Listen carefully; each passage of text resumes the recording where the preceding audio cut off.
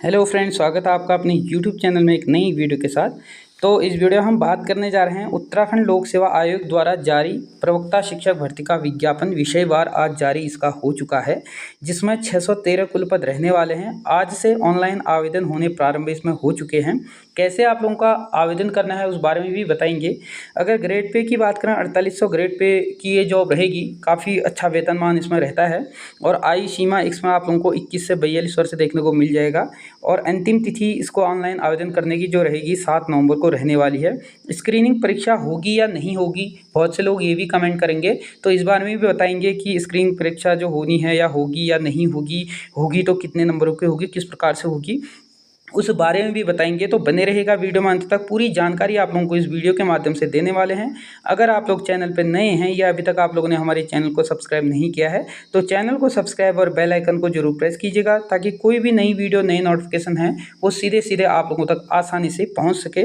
तो विषयवार कितने किस विभाग में इसमें पद रहने वाले हैं, यानी कि किस सब्जेक्ट में कितने पद, तो विषयवार किस सब्जेक्ट में कितने पद आप लोगों को देखने को मिलेंगे। काफ़ी अच्छे पद इस बार देखने को मिल रहे हैं। तो पूरी जानकारी इस वीडियो में हम देने वाले हैं, तो वीडियो में अंत तक बने रहिएगा।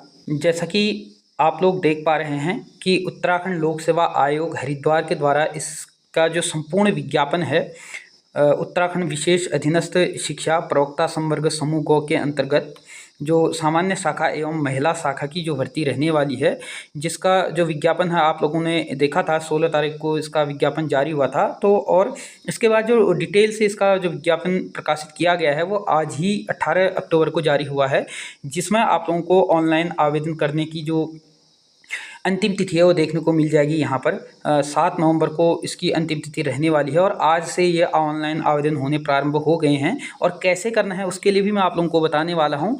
और अगर बात करें इसमें जो फ़ी आप लोगों को अंतिम रूप से जमा होगी वो भी 7 नवंबर तक ही रहेगी। किसी किसी में आप लोग देखते हैं कि एक दिन उसमें एक्सटेंड कर दिया जाता है कि फ़ीस जमा करने के लिए, लेकिन इसमें आप लोग 7 तारीख तक ही इसमें आवेदन कर पाएंगे और इसी दिन आप लोग फ़ीस भी सबमिट कर लेंगे। उसके बाद आपका फॉर्म जो है वो नहीं लिया जाएगा। और उसके बाद अगर बात करें किसी प्रकार का कोई त्रुटि फॉर्म फिल करने में हो जाती है या गलती हो जाती है, तो उसमें संशोधन के लिए जो करेक्शन डेट रखी गई है 19 नवंबर से लेकर के 28 नवंबर तक आप लोगों को इसमें करेक्शन करने की भी तिथि रखी गई है। तो आप लोग इसमें देख पा रहे हैं, जिसमें बताया गया है कि उत्तराखंड शासन द्वारा जारी जो अधिसूचना है, इसके अंतर्गत दिनांक 17 अप्रैल 2023 द्वारा जो प्रतियोगिता परीक्षा जो भर्ती थे के जो अनुसूचित साधनों को रोकथाम के लिए जो बताया गया है, धारा इसमें बताई गई है, सारा कुछ इसमें लिखा गया है, आप लोग इसमें पढ़ सकते हैं। तो हम सीधे सीधे इसमें अगर बात करें कुल पदों की, अगर इसमें आप बात करते हैं तो कुल पद आप लोगों को इसमें देखने को मिल जाएंगे 613 इसमें पद रहने वाले हैं। और इसके लिए मैंने बताया भी था पहले कि कुल पद इसमें कितने हैं करके। उस जब 16 तारीख को इसका जो विज्ञप्ति थी वो जारी हुई थी, तो संपूर्ण जो विज्ञापन है वो आज इसका जारी कर दिया गया है। तो इसमें आप लोग देख सकते हैं जो रिक्तियों का विवरण 613 आप लोगों का रहेगा, जिसमें से सामान्य शाखा में आप लोगों को 550 और महिला शाखा में 63 आप लोगों को पद देखने को मिलेंगे। तो आप लोग यहाँ पे देख पा रहे हैं। अगर सामान्य शाखा विषयवार अगर देखें तो कुल पद इसमें 550 हैं, जिसमें से अगर बात करें हिंदी में आप लोगों को पद देखने को मिलेंगे 69 पद हिंदी में हैं, अंग्रेजी में 41 पद हैं, संस्कृत में 45 हैं, भौतिक जो शास्त्र है उसमें आप लोगों को यहाँ देखने को मिल जाएंगे 57 पद। ठीक हो गया, भौतिक विज्ञान में। और रसायन शास्त्र यानी कि रसायन विज्ञान में आप लोगों को यहाँ पे 36 पद देखने को मिल जाएंगे। उसके बाद गणित में 24 पद हैं, जीव विज्ञान में 50 पद हैं, नागरिक शास्त्र में आप लोग देख सकते हैं जो राजनीति विज्ञान वाले हैं सबसे ज़्यादा पद इसी में यहाँ पर देखने को मिलेंगे। आप लोग देख पा रहे हैं 96 पद यहाँ पे रखे गए हैं। उसके बाद अगर अर्थशास्त्र की बात करें तो 58 पद यहाँ पे देखने को मिलेंगे। इतिहास में आप लोग 25 पद देख पाएंगे, भूगोल में 33 पद, समाजशास्त्र में 10 पद, कला में 2 पद, वाणिज्य में अगर बात करें 2 पद, कृषि शास्त्र में आप लोग देख पाएंगे तो यहाँ पर 2 पद इसमें भी रखे गए हैं। कुल पदों की संख्या अगर बात करें तो यहाँ पर आप लोग देख पाएंगे 550 कुल आप लोगों के यहाँ पर पद देखने को मिल जाएंगे। उसी प्रकार से आप लोगों को यहाँ पे श्रेणीवार भी देखने को मिल जाएगा, किस किस श्रेणी में कितने कितने पद हैं, तो यहाँ पर आप लोग देख पाएंगे। सारा कुछ इसमें डिटेल दिया हुआ है। उसके बाद जैसे ही नीचे को आएंगे इसमें पूरी जानकारी आप लोगों को दी होगी। जिसके बाद अगर बात करें सामान्य शाखा में जो पद हैं उसके सापेक्ष आप लोग यहाँ पे देख पा रहे हैं, तो पूरा डिटेल भी यहाँ पे आप लोगों को देखने को मिल जाएगा, जिसमें आप लोग देख पा रहे हैं विषयवार हिंदी में हो गया और अंग्रेजी संस्कृत, भौतिक विज्ञान, रसायन विज्ञान, सारे उसमें आप लोगों को अनुसूचित जनजाति में भी जो कैटेगरी है उसमें भी देखने को मिल जाएगी।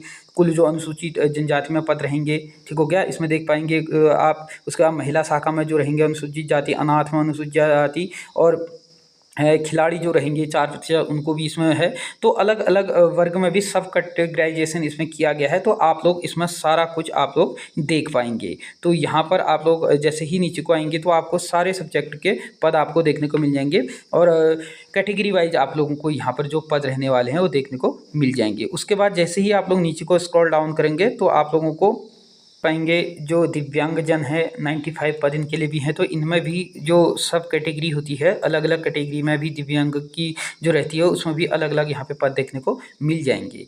तो उसके बाद आप लोग जैसे ही नीचे को स्क्रॉल डाउन करेंगे यहाँ पर आप लोगों को महिला शाखा के पद देखने को मिल जाएंगे, जिसमें आपको 63 पद देखने को मिल रहे हैं, जिसमें हिंदी में 2 हैं, अंग्रेजी में 13 हैं, भौतिक शास्त्र में आप लोग देख पाएंगे 7 पद हैं, रसायन शास्त्र में 2 पद हैं, गणित में आपके 5 पद है, जीव विज्ञान में आप लोग देख पाएंगे 2 पद हैं, नागरिक शास्त्र में 5 पद हैं, इतिहास में 2 पद है, अर्थशास्त्र में 11 पद हैं, भूगोल में 7 पद है, गृह विज्ञान में 7 पद हैं। टोटल पद आप लोगों को यहाँ पे 63 देखने को मिल जाएंगे। उसके बाद जैसे ही आप लोग यहाँ पे नीचे को आएंगे तो यहाँ पर भी आप लोगों को महिला शाखा में भी आप लोगों को अलग अलग जो कैटेगरी है उसमें आप लोगों को पद डिस्ट्रीब्यूट करके यहाँ पे बताया गया है। और उसके बाद महिला कैटेगरी में भी जो दिव्यांग हैं उनकी सब कैटेगरी यहाँ पे बताई गई है। तो किस किस कैटेगरी में कितने कितने यहाँ पे भी पद रहने वाला है, तो सारा कुछ इसमें डिटेल से आप लोगों को देखने को मिल जाएगा।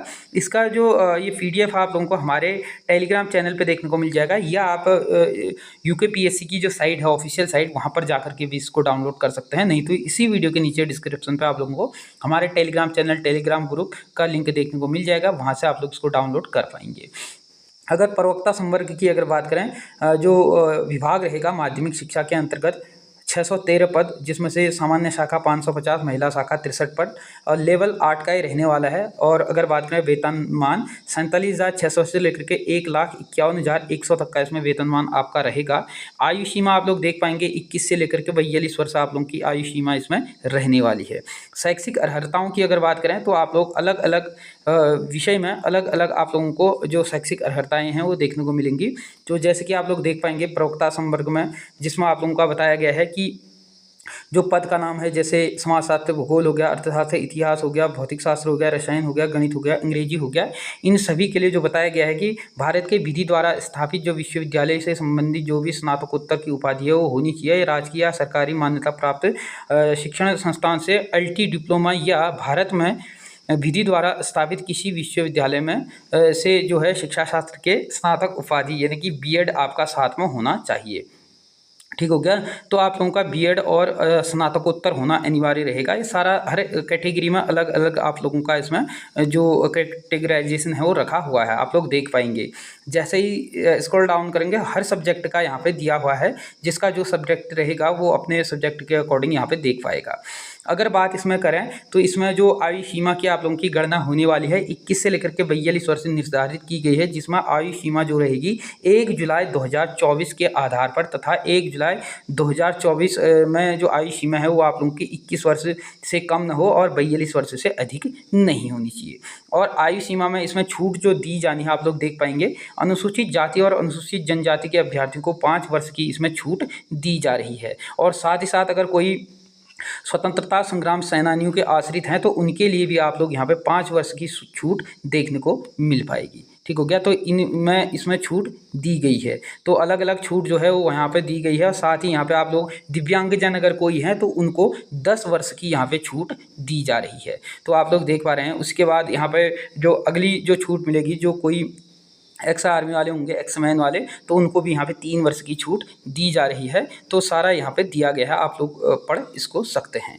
जैसे ही आप लोग नीचे को आएंगे अनिवार्य जो वांछनीय अर्हताएँ होंगी वो यहाँ पे दी गई हैं। आप लोग देख पाएंगे कि जो अन्य उसमें रहता है, जिसमें क्या रहता है कि जो अधिमान्य अर्हताएँ रहती हैं, अगर किसी दशा में किसी अभ्यर्थी का अगर सेम नंबर या सेम डेट ऑफ बर्थ होती है तो ऐसी परिस्थिति में जिसकी जो अन्य अर्हताएँ अधिक होती हैं उनको यहाँ पे जो है छूट दी जाती है, या उनको यहाँ पे वरीयता दी जाती है। तो जैसे ही स्क्रॉल डाउन करेंगे यहाँ पे आप लोग सारा आरक्षण से संबंधित पढ़ सकते हैं। जो इसका रोस्टर दिया गया है इसके अकॉर्डिंग ही आपको जो आरक्षण है उसका लाभ मिल पाएगा। फिर उसके बाद राष्ट्रीयता जो है, आप लोग अगर भारतीय हैं तो भारतीय ही इसमें आवेदन कर पाएंगे। सारा कुछ इसमें दिया हुआ है, आप लोग देख पाएंगे। उत्तराखंड का होना अनिवार्य है, यानी कि जो स्थायी निवास है उत्तराखंड का होना चाहिए, यानी कि अदर स्टेट वाले इसमें फॉर्म फिल नहीं कर पाएंगे। और आवेदन के लिए आप लोगों की जो फ़ी है वो, अगर आप लोग अनारक्षित से हैं 150 रुपये, अन्य पिछड़ा वर्ग से हैं तो आप लोगों का 150, यानी कि इसमें जो प्रोसेसिंग फ़ीस है उसको जोड़ करके यहाँ पे 172, और अगर अनुसूचित जाति वाले हैं तो 82 रुपये, और कमज़ोर वर्ग EWS वालों के लिए भी जो है 172 रुपये यहाँ पे फ़ी सबमिट करनी होगी। और उसके बाद अगर दिव्यांग की बात करें तो उसको 22 रुपये देनी है। और अगर कोई यहाँ पर अनाथ बच्चे हैं तो उनको कोई भी फ़ीस यहाँ पर सबमिट करने की आवश्यकता नहीं पड़ने वाली है। तो जैसे ही स्क्रॉल डाउन करेंगे सारा कुछ इसमें दिया होगा परीक्षा के संबंध में, तो जो चीज़ें भी है आप लोग इसको पढ़ सकते हैं, सारा कुछ इसमें दिया हुआ है डिटेल से। अब बात आती है स्क्रीनिंग परीक्षा होगी या नहीं होगी। तो बहुत से लोग यही पूछ रहे थे कि सर इसमें स्क्रीनिंग परीक्षा होनी है या नहीं होनी है। तो यहाँ पे आप लोग देख सकते हैं न्यूनतम अंक अर्हता, जिसमें बताया गया है कि अनारक्षित वर्ग, उत्तराखंड अन्य पिछड़ा वर्ग, उत्तराखंड अनुसूचित जाति, अनुसूचित जनजाति तथा आर्थिक रूप से कमजोर वर्ग के अभ्यर्थियों के लिए लिखित जो प्रकृति की वस्तुनिष्ठ प्रकार की उत्तराखंड लोक सेवा आयोग परीक्षा परिणाम होगा वो निर्माण प्रक्रिया नियमावली 2022 यथा संशोधन द्वारा निर्धारित न्यूनतम अंक प्राप्त करना अनिवार्य रहेगा। यानी कि जो न्यूनतम अंक रहते हैं, जैसे कि आप लोगों को ही पता है कि जो SC ST वाले होते हैं उनके लिए 35 अंक लाने अनिवार्य रहते हैं, यानी कि 100 में से 35% नंबर लाने अनिवार्य होते हैं। उसी प्रकार से अगर बात करें तो अन्य जो पिछड़ा वर्ग है या किसी अन्य उससे हैं सामान्य वाले हैं तो उनको 45% अंक लाने अनिवार्य रहते हैं। तो इसमें अगर बात करें तो स्क्रीनिंग परीक्षा की जो बात है वो यहाँ पे आप लोग साफ साफ पढ़ पाएंगे कि अभ्यर्थियों को स्क्रीनिंग परीक्षा, तो इसमें स्क्रीनिंग परीक्षा होगी, ये कन्फर्म है। उसके बाद बताया गया है कि वस्तुनिष्ठ प्रकार की रहेगी और सफल अर्हर एवं जो विषयवार लिखित परीक्षा होगी वस्तुनिष्ठ प्रकार की रहेगी, वो भी में प्राप्त अंकों की मेरिट के आधार पर प्रश्नगत जो पद होंगे पर चयनित हेतु अभ्यर्थियों द्वारा दिए गए विषयवार ऑनलाइन वरीयता के क्रम में अंतिम जो चयनित सूची होगी वह परीक्षा परिणाम इसकी वेबसाइट जो है psc.uk.gov.in यहाँ पर जो है वो आप लोगों को प्रकाशित कर दी जाएगी। तो अब मैं आप लोगों को बता दूं, बहुत से लोग ये कहेंगे कि क्या इसमें स्क्रीनिंग परीक्षा नहीं है, तो मैं आप लोगों को साफ साफ विज्ञापन में बताया गया है कि इसमें स्क्रीनिंग परीक्षा होनी है, साथ ही साथ विषय की परीक्षा होगी। तो इस बार भी आपका विषय की जो मुख्य परीक्षा होती है उससे पहले स्क्रीनिंग परीक्षा देखने को मिल जाएगी, क्योंकि इसका जो सिलेबस है वो भी जारी कर दिया गया है। इसका सिलेबस 150 प्रश्नों का रहेगा और 150 अंक इसमें मिलेंगे, 2 घंटे का जो रहने वाला है। और सिलेबस जो है आपका इस प्रकार से होगा, नीचे को जैसे ही स्क्रॉल डाउन करेंगे आपको विषय का जो सिलेबस है वो भी देखने को यहाँ पर मिल जाएगा। उसमें आप लोग देख पा रहे हैं इसका जो सिलेबस है जो मेन्स का रहेगा 200 अंक का रहेगा, 200 प्रश्न पूछे जाएंगे, 3 घंटे का रहेगा। और इन सभी विषयों के लगभग 16 इसमें विषय हैं। इसका जो सिलेबस है वो पहले ही इसकी जो ऑफिशियल साइट है वहाँ पे अपलोड कर दी गई है, वहाँ से आप लोग डाउनलोड कर सकते हैं। कैसे करना है उसके लिए भी मैं अलग से वीडियो बना दूंगा, नहीं तो आप लोग हमारे टेलीग्राम चैनल पे जा करके अपना सिलेबस वहाँ से डाउनलोड कर पाएंगे। और जो स्क्रीनिंग परीक्षा होनी है उसका जो सिलेबस है वो इस प्रकार का देखने को मिलेगा। 40 नंबर की आपका इसमें शिक्षण अभिरुचि देखने को मिलेगी। उसके बाद जैसे ही स्क्रॉल डाउन करेंगे तो आप लोगों को सामान्य अध्ययन 35 नंबर का देखने को मिलेगा। और उसके बाद अगर बात करें उत्तराखंड की तो 30 नंबर उत्तराखंड से भी आपका पूछना यहाँ पर जाना है, 30 नंबर का यहाँ से भी आना है। उसके बाद रीजनिंग से 25 नंबर का रहेगा और उसके बाद आप लोगों को 20 नंबर की यहाँ पे हिंदी देखने को मिलेगी। तो ये पूरा का पूरा इसका स्क्रीनिंग का सिलेबस रहने वाला है। तो आप लोग अपना जो ये सिलेबस है इसको भी डाउनलोड कर सकते हैं और सब्जेक्ट का सिलेबस मैं अपने टेलीग्राम चैनल पे डाल दूंगा, वहाँ से आप लोग कर सकते हैं। तो फिर से मैं बता देता हूँ स्क्रीनिंग परीक्षा इसकी होगी। और मैं आपको बता देता हूँ जो स्क्रीनिंग परीक्षा होने वाली है वो सिर्फ आप लोगों की क्वालिफाई रहेगी, यानी कि जैसे अगर 100 किसी में पद हैं तो उसमें आप लोगों के 15 गुना अभ्यर्थी लिए जाएंगे, यानी कि 100 पदों पर लगभग 1500 अभ्यर्थियों को लिया जाएगा एक सब्जेक्ट के लिए। तो स्क्रीनिंग परीक्षा आपकी सिर्फ एक छटनी के लिए होगी, जो इसमें मेरिट बनेगी वो मेन्स के आधार पर रहेगी जो 200 नंबरों का रहने वाला है। तो काफ़ी अच्छे पद हैं, आप लोगों को मैंने बता दिया है। फिर से इसमें जिस भी लोगों का फॉर्म फिल करने में या कोई दिक्कत आ रही हो उसके लिए मैं शाम को तक एक अलग से वीडियो बना दूंगा कि इसमें फॉर्म कैसे फिल करना है। तो वीडियो अगर अच्छी लगी, इन्फॉर्मेटिव लगी तो इस वीडियो को ज़्यादा से ज़्यादा लोगों को शेयर कीजिएगा। चैनल पर नए हैं या अभी तक आप लोगों ने चैनल को सब्सक्राइब नहीं किया है तो चैनल को साथ में सब्सक्राइब जरूर कीजिएगा। धन्यवाद।